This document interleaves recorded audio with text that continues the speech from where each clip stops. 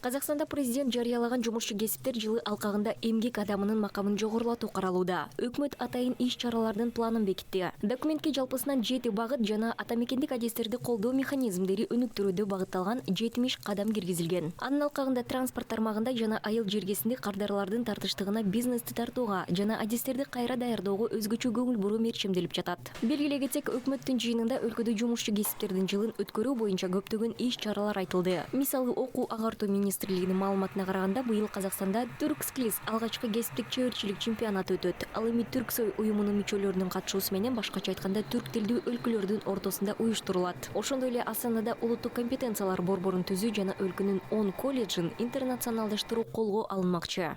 Анын негизги максаты Казакстандык колледждердин глобалдык деңгээлде атаандаштыкка жөндөмдүүлүгүн жогорулатуу жана билим берүү программаларынын эл аралык стандарттарга шайкештигин камсыздоо. Менеджменттин мыкты эл аралык тажрыйбасын киргизүү үчүн чет өлкөлүк менеджерлерди тартуу менен колледждерди башкаруунун дүйнөлүк алдыңкы моделдерин киргизүү ишке ашырылат. Мындан тышкары, бул иштин алкагында биздин мугалимдер чет өлкөлүк колледждер менен тажрыйба алмашуу аркылуу кесиптик деңгээлин жогорулатышат. Ал эми студенттер академиялык мобилдүүлүк тартибинде бул окуу жайлардагы билимин өркүндөтүшөт. Окуу орундарында билимин жетилдирет. Тармактык министрликтин маалыматы боюнча, эмгекке жарымдуу казакстандыктардын жарымынан көбү кесиптик же техникалык билимге ээ. Азыр транспорт, соода, өнөр жай жана айыл чарба тармагындагы адистерге суроо талап жогору. Бул багытта энергетика министрлиги дагы бир катар жаңы демилгелерди колго алды. Алсак 99 долбоорду ишке ашыруунун алкагында отун энергетикалык комплекс секторунда 2030 жылга чейин Казакстанда 83 миңден ашык жаңы жумуш орундары түзүлөт. Мындан тышкары, тармактык ишканаларда 2029 жылга чейинки аралыкта өкмөт башчы кадрларга болгон жалпы муктаждык тууралуу маалымат берди.